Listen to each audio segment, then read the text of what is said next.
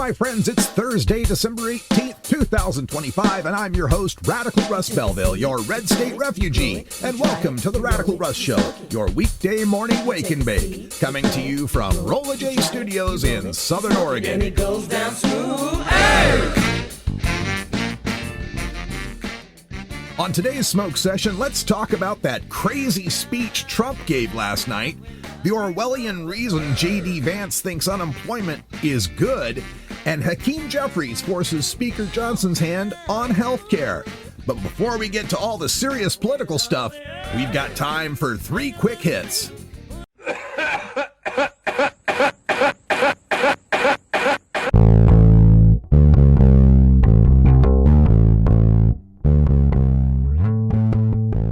So I saw come across my feed a notice that ABC, the longtime partner of the Academy Awards telecast, the Oscars, they've been putting it on for 50 years, I suppose. And the announcement is that in 2029, the Academy Awards is finally breaking away from broadcasting live on ABC, and they're instead going to broadcast live on YouTube.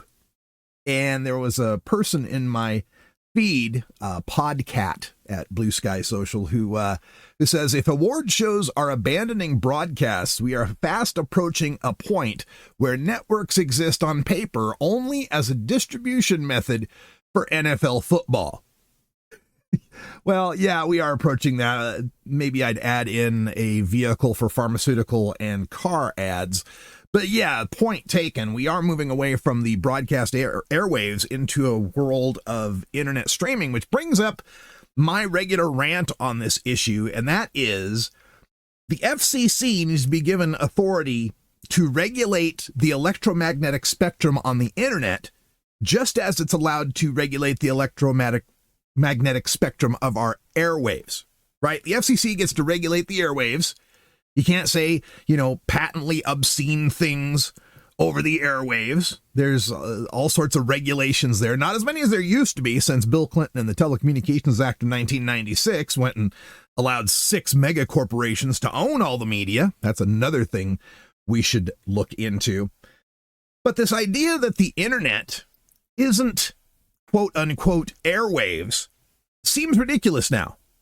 Right, the airwaves, the idea was, well, it's in the air, it's the spectrum, we've got to, it's a common good for everyone, and we need to regulate in such a way like a utility. Well, how is that not the internet these days? How is the internet not a cyberspace that is actually using the electromagnetic spectrum? It's using electricity, it's using magnetism to record all those ones and zeros. How come we're not giving the authority to regulate that like we regulate the airwaves? I think it's time to look at undoing the damage of the Telecommunications Act of 1996, and as we do so, to begin treating the internet like the utility that it is.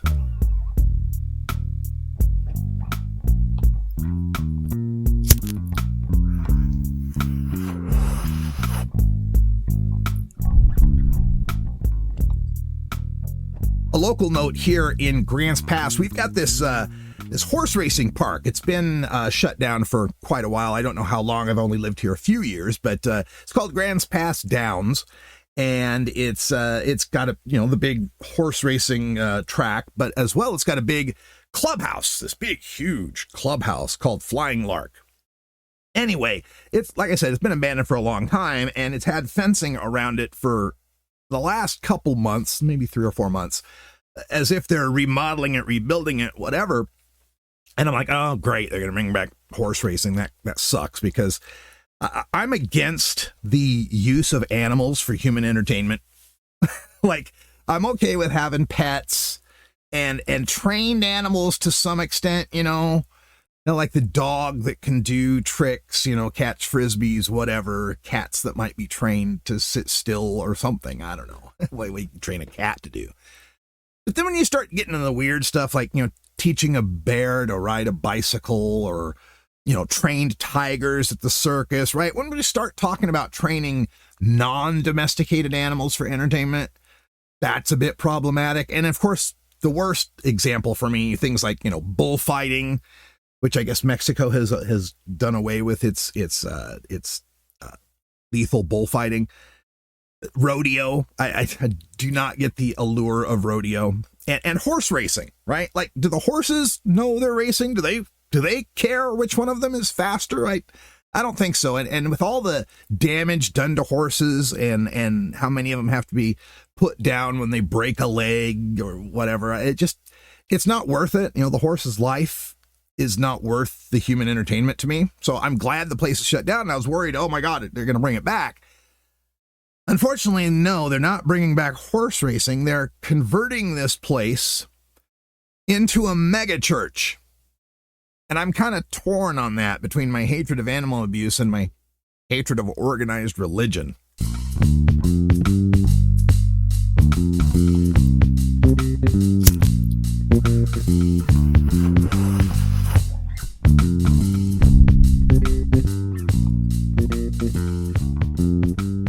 Final quick hit. Of course, it's college football bowl season, and we saw how Notre Dame took its ball and went home. Did you hear about this? How Notre Dame got bumped out of the top 12 teams that were selected for the college football national playoff. And so Notre Dame said, well, fine, if we can't go to the national playoffs, we're not going to play in any bowl game. Like this team with, however many wins they had this year, pretty good team, just not one of the top 12. Wasn't good enough for Notre Dame, which already gets all sorts of special consideration, gets to be an independent, gets to have all sorts of national TV contracts, doesn't have to play a conference championship game. What a bunch of whiners. So good riddance to you, Notre Dame. I'm glad you're not playing in a bowl game, but that brings up the problem in that you're supposed to have 6 wins to be a bowl eligible team in college football. To be able to, that's your reward for having a winning season, or at least a non-losing season. But because Notre Dame is sitting out, and there's a few other teams that have opted out of playing bowl games, winning teams, some of them from their players that don't want to risk their health and their status for the NFL draft, others that are transferring because of the college football transfer portal. So you get these bowl games now where they have to invite 6-6 teams and 5-7 teams to play in the Who Cares Bowl. Well, one of these bowl games came up, and I just had to mention it because it was Louisiana, University of Louisiana at 6-6, playing the University of Delaware at 6-6 in the 6-8 Ventures Bowl. Come on, guys. 6-7 was right there. And whoever loses this game is going to be 6-7. 6-7. 6-7. Our top story tonight. Our top story tonight. Bellissimo Francisco Franco is still dead. Is still dead. So did you see this special primetime address given by the tangerine toddler, the mango Mussolini, Needy Amin, as my friend Sanho Tree put out the other day? Yeah, Donald Trump made the announcement. He had this big speech, big primetime speech he had to give. Everybody had to check out the speech. And as it was leading up to the speech, people were thinking, Epstein files are coming out on Friday. So it's going to be a speech to announce a war with Venezuela. It's going to be some new ICE thing ramped up, announcement of some military incursion on our streets. And no, it was none of that. No, basically it was Donald Trump Costanza standing up there giving his Festivus Airing of the Grievances. It was pretty pathetic. And from the get-go, man, this guy was just mad. He even has to explain how great he is to all you ungrateful sons of bitches. He was just pissed from the very beginning. Red-faced, speaking fast, lots of sniffling. Like they got him all coked up on his crushed up Adderall or something. I don't know what he was on, but man, he was just, and just like, really, he was indignant. Like, I can't believe you people don't recognize how great I am, how great things are going. Back off, give us some time. Everything Biden did, it was all Biden from, a whole year ago. even though when I was campaigning, I said, day one, I'll change the prices. Day one, things will be more affordable. We'll fix it all. You won't believe how fast it'll be. You'll get tired of all the winning. Guy up there talking about so much happening, the likes of which we've never seen. We're going to see growth, the likes of which we've never seen. In business, the likes of which we've never seen. In prices, the likes of which we've never seen. And I think I've figured out why he keeps saying that is because it's like we've never seen it. He can keep saying we're going to see a budget like we've never seen, an economy like we've never seen, because we're not seeing it. And he once again, we're going to bring down the prices of pharmaceuticals 400%, 500%, 600%. Wow, man, I'm so looking forward to Pfizer sending me a check for 6 times the amount of what I spend in medication. It's just those two things, right? The 600% thing he keeps saying, where he says prices are going to come down 1,000%, 200%, 600%. That and his makeup that ends, at the end of his ear and leaves this very visible line of his skin between what his normal tone is and his orange pancake makeup. Those two things right there tell me that nobody can talk to Donald Trump. Everybody's afraid of telling him the truth. Like at some point you would think somebody would come up to the man and say, look, you can't keep telling people that you're going to lower prices anything more than 100%. Prices can go up more than 100%. They can't go down more than 100%. Every time you say that, sir, you come off as a complete and total idiot. But I know what he's thinking. I know how Trump's brain works on this. He thinks that if a price went up 1,000%, and then you bring that price back down to where it used to be, you lowered it 1,000%. That's the way he thinks. And this is the thing. So many people think that guys that are rich, billionaires and stuff, successful in business, must somehow be financially smart, must somehow be mathematically smart. And it's just not true. I had to quit a business that I was consulting with back in Boise, Idaho. This was the hemp shop that was set up, and they were selling these lotions that had CBD in them, right? And so the lotion, like a 16-ounce bottle, whatever size bottle we would say it had, 500 milligrams, 500 milligrams of CBD in it, right? For a 16-ounce bottle. And so when they wanted to sell a bigger bottle, like let's say twice the size bottle, 32-ounce bottle, and they put that same mixture in it, the new bottle would have 1,000 total milligrams of CBD in it, right? Because if 16 ounces contains 500, and then you double that in size, the new bottle is going to contain 1,000 milligrams. And I tried to explain to this guy that you don't want to measure the milligrams in the entire bottle, because then the person who sees the 16-ounce bottle at 500 and then the 32-ounce bottle at 1,000 is going to think the 32-ounce bottle is twice as strong, not twice as much, because people tend to think in percentages, right? Like 500 milligrams per bottle, or 500, make it a per ounce measurement or something, a potency measurement. I kept trying to explain to the guy, people are buying this product based on its potency, not by its total number of milligrams. He could not understand this. This was a very successful businessman. He'd run numerous businesses, could not understand the simple math of an absolute value, the total amount of milligrams, versus the relative value, the milligrams per ounce. And I tried to explain, you try to sell it the way you're trying to sell it, you are defrauding people, because you're making them think they're getting a stronger product that they're not getting.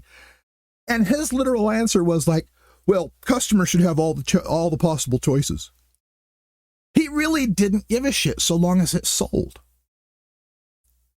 And once I figured this out about rich guys, that they're no smarter or dumber than any of the rest of us, they just happen to be lucky and privileged. They were lucky and privileged. Now, there's some skill to making money. I won't put that aside either. You'd have all the money-making skill in the world, but if you don't have any starting capital and you're in the middle of Somalia, you're not going to get anywhere. So anyway, Trump goes off on the prices, the things the likes of which we're never going to see, like a big Festivus airing of grievances. And it was fun to check out everybody else's responses on this, because pretty soundly and roundly rejected this speech was by both Democrats and Republicans alike. Gavin Newsom had a great troll on it. He said, this could have been an email. Yeah, absolutely right. This could have been an email. So folks, if you're upset about this Trump regime and worried that they're all powerful and this is never going to end, take a look at Donald Trump's speech from last night. Find it on video if you haven't seen it, and understand that is not a man who feels like he's in control. That is not a man who is enjoying the feeling of power. That is a man who is scared. That is a man who knows consequences are coming for him, that people are going to start to see what's going on here. They're going to see the Epstein files keep dripping. Drip, drip, drip, more information coming out, more cover-up happening. He's feeling his grip starting to fade, especially after that Susie Wiles interview with Vanity Fair. We talked about that a little bit, going off on Donald Trump and the behind-the-scenes situations there. The cracks are starting to form in the MAGA coalition, especially as he's starting to announce this war with Venezuela after campaigning on no foreign wars and getting us out of these foreign entanglements and America first. And so obviously doing so to go after the oil and to boot Nicolas Maduro out of office. And he's not a good guy. Let's not say that we actually want him there, but regime change is never as easy as the politicians seem to think it is. So, take some solace in the fact that Donald Trump is flailing and winter is coming.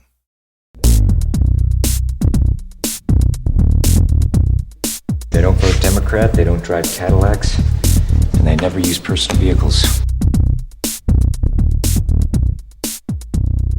We got some unemployment figures the other day. We finally got some new jobs reports after the October one not being reported. And the long and short of it is that unemployment is up now to about 4.6%, topping what the highest unemployment rate was at the end of the Biden administration at about 4%. And J.D. Vance was out defending this the other day in a speech. And I heard the clip the other day when I'm listening to the podcast. And J.D. Vance is trying to make the case that the new 4.6% unemployment figure is actually a good thing. And here's how he breaks it down. He says that under Joe Biden, when Joe Biden had unemployment that was at 4%, that number was artificially low because there were some guys, some workers out there who'd been unemployed for so long, 2 years, they've been unemployed for 2 years or more, that they're not counted as looking for work. So that when you're unemployed and you've been unemployed for so long and now you're no longer looking for a job, you're not considered in the unemployment figures. You're not looking for work, so you're not even considered to be a job seeker. But now, according to J.D. Vance, Donald Trump's 4.6% unemployment number is a good figure because now so many jobs are being created in this wonderful Trump economy that all these guys that have been unemployed for 2 years or longer who weren't job seekers are now seeking jobs and being counted in the unemployment figures again. Okay, so what you're telling me is guys that haven't had a job in 2 years are now looking for jobs and still can't find them. Right? Like, your number is still larger, isn't it? So we're still saying that more people are unemployed. And if we go by this fiction that there's all these people that want jobs that aren't looking for them because there are no jobs to look for, so they don't count as job seekers, they're still unemployed, right? So even if they don't show up in the number, there's still unemployment there. This logic, this trying to put lipstick on the pig is pretty shocking even for J.D. Vance standards. And one of these guys that have been unemployed for 2 years or longer, how are they making money? How are they not counted as job seekers? What are they doing? Their unemployment benefits must have run out by now, so they must be making money somehow. Never goes around to explain how that works. Yeah, we've lost something like a net 40,000 jobs. And if you don't count the additions to the job marketplace in healthcare, then we've actually lost jobs, totally lost jobs here. And now with AI and all of these tech bros trying to eliminate all the white collar jobs, all the type of entry level jobs that I used to get as a digital worker are no longer going to exist. We're going to see more of that unemployment. We're going to keep seeing more and more unemployment until we start redefining how to be employed. We're going to have to redefine the work week to be shorter, the work day to be shorter, and pay to increase. Wasn't that the whole promise of all these computers and AI, as it simplify and improve things, make things more efficient so we didn't all have to work so much? The AI would do all the drudgery, the robots would do all the manual labor, and we could be free to create art, right? Wasn't that the idea? No, now we've got the AI not only taking the white collar jobs, the email jobs, and the robots taking the factory jobs, but now they're also going to make the art. You see all this AI slop videos coming out all the time. And country music has a #1 hit written entirely by computer, all artificial intelligence. What are we doing here, folks? We're supposed to be making all of this advancement in order to make our lives better. The Luddites were right. You've heard that term Luddite, right? Which is supposed to be, the social shorthand for someone who's anti-technology. Think Amish, right? But that's not what the Luddites were. Ludd and his followers were workers and working in fabric, in weaving, right? And they had these new looms that were going to be brought in. So all these guys had been working on these looms, weaving cloth for their owners, for the boss, at whatever productivity rate, when you're weaving by hand. And so then technology evolved to create these new mechanical looms where one worker, one weaver, could do 12 times the amount of work. Right? They had this whole workforce, and now they come and bring all these looms, and one worker could do the work of 12 workers. And Ludd and his followers had the eminently sensible idea that, hey, if you've now made us 12 times more productive, shouldn't we be paid 12 times as much? No, of course. The boss, the owners are like, no. This is how I reduce my labor costs. Now I can keep one of you instead of employing 12 of you.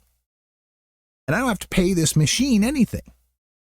And that's when the Luddites began sabotaging the machines, to make the point that you're replacing people with machines, that these productivity gains by the company, becoming 12 times more productive, should be passed on to the workers who are continuing to make that company productive. The company couldn't have gotten to the point where it could have bought the looms without the human beings who worked that company into its success. And this is a lesson, this goes all the way back, a century or longer, but a lesson we still need to be learning today. All of these advances, all of these productivity gains that have been made since 1980 have gone entirely to the management class, to the top, to the bosses.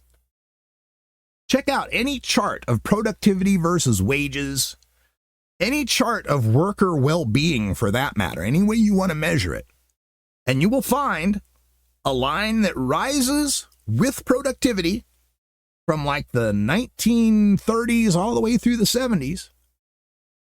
And then when it hits Ronald Reagan, you'll see that line of wages for workers go flat while the productivity continues to rise.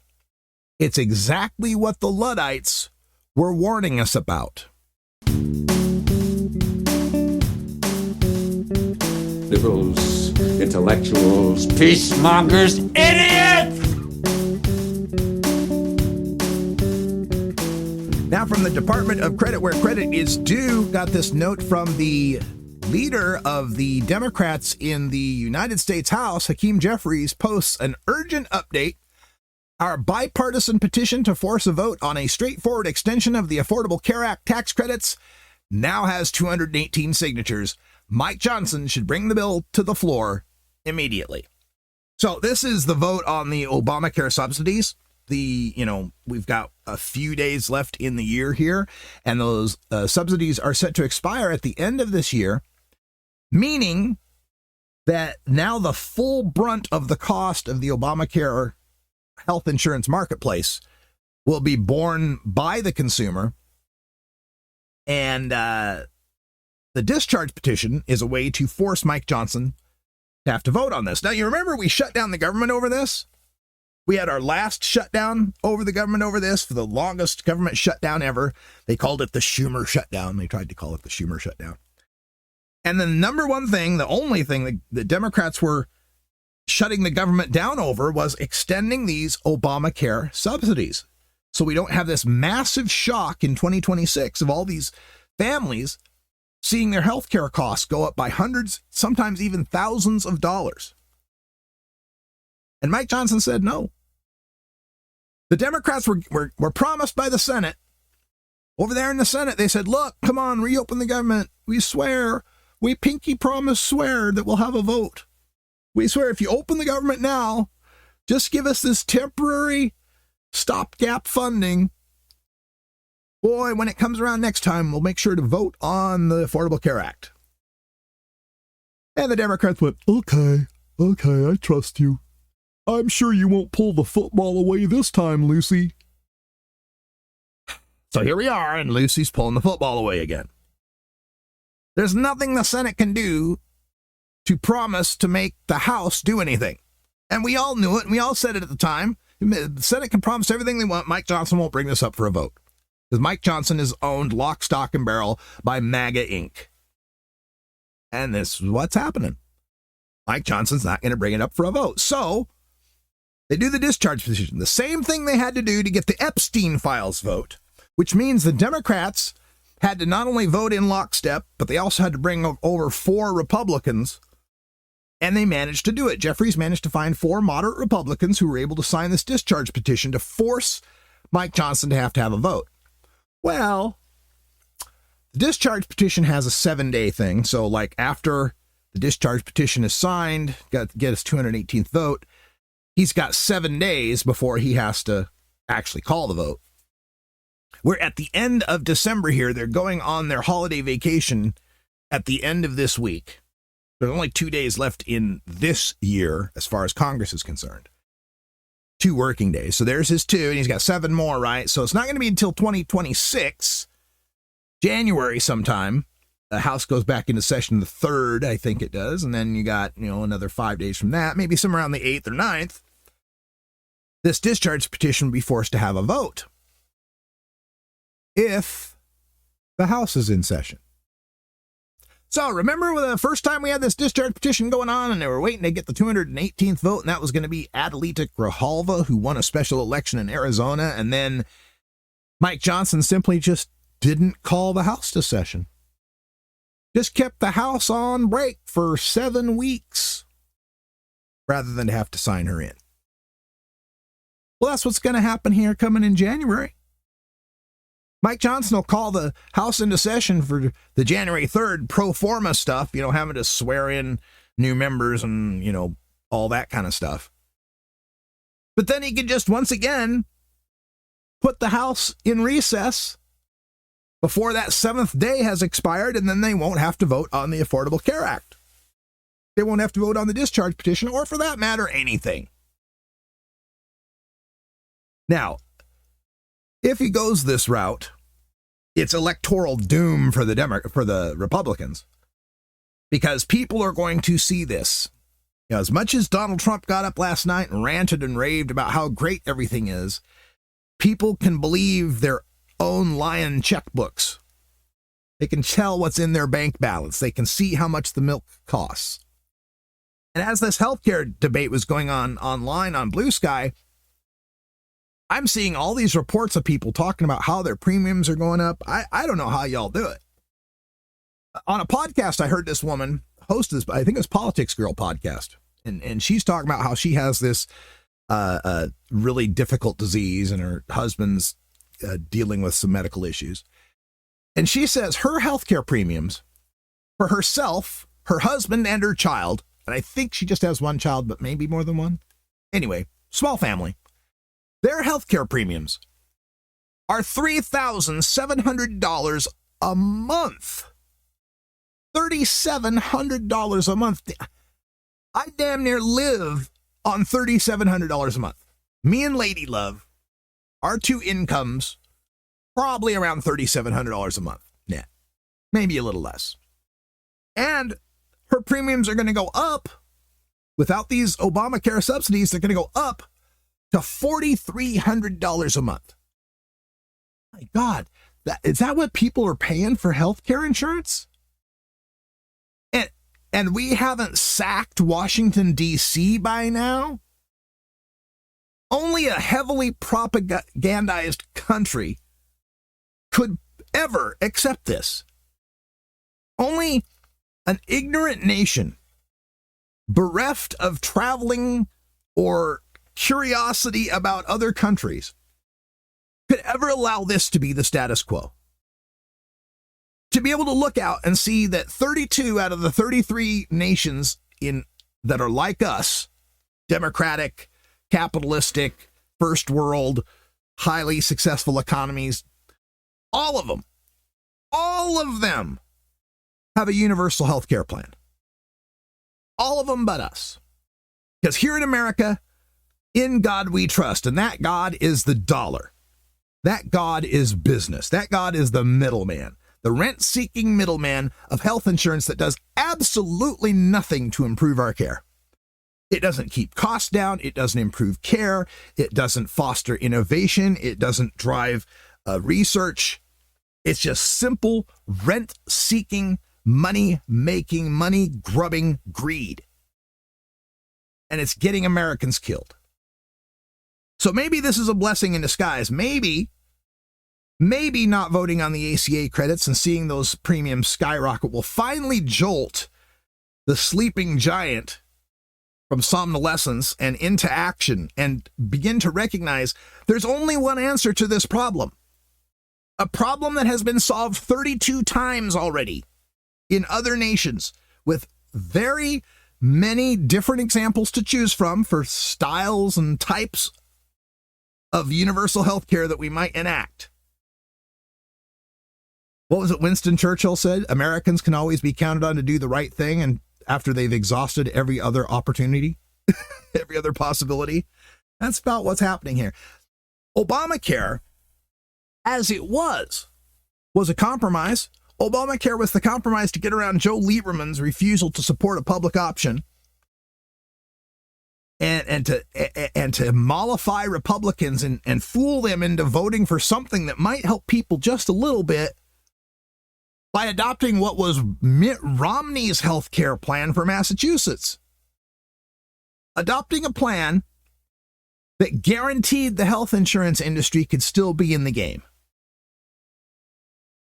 The Affordable Care Act is actually called the Affordable Care and Patient Protection Act. And on the patient protection side, it's done wonders.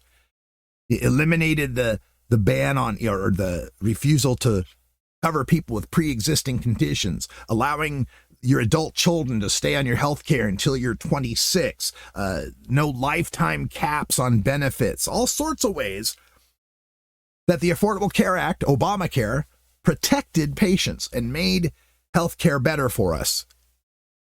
But making it affordable was never going to be possible so long as the healthcare industry was still involved. We basically gave them a big government subsidy. That's exactly what we're talking about, these ACA subsidies. So maybe, and I hate to say this as being a silver lining because people are going to die. People are going to drop their healthcare coverage. They're going to die because of this.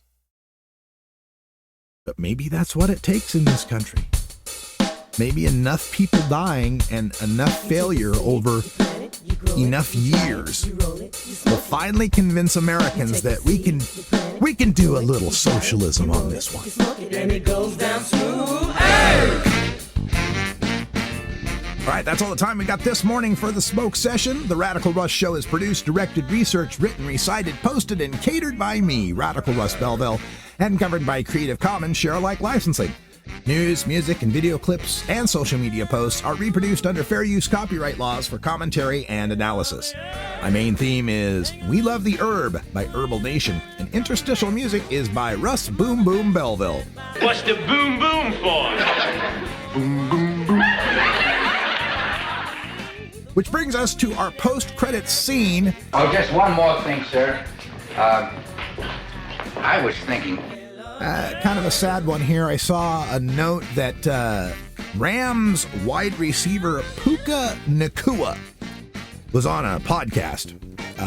This was a live stream podcast, apparently by some fella by the name of Aiden Ross. I don't know who he is, but I just had to bring this up because on this podcast, Puka Nacua, one of the best wide receivers in the NFL this year, made a comment that the referees in the NFL throw flags that they know are bad to brag to their friends in group chats.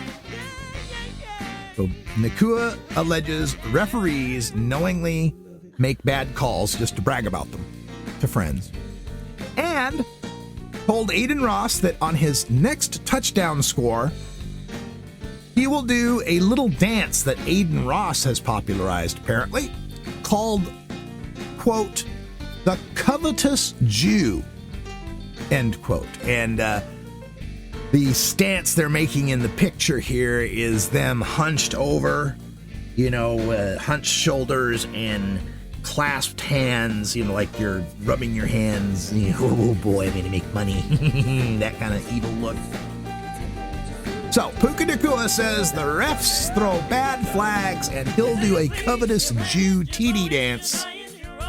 NFL, it's time to suspend Puka Nacua, and unfortunately, I think they will, but more for the referee comments than the anti-Semitism, knowing the NFL.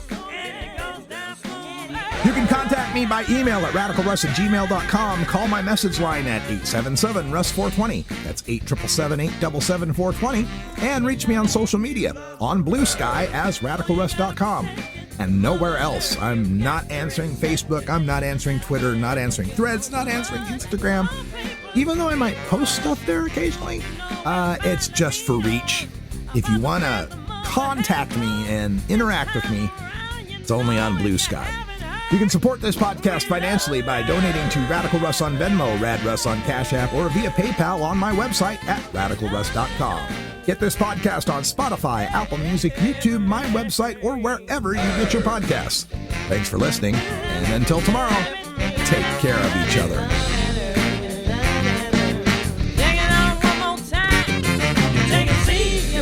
You grow it, you dry it, you roll it, you smoke it.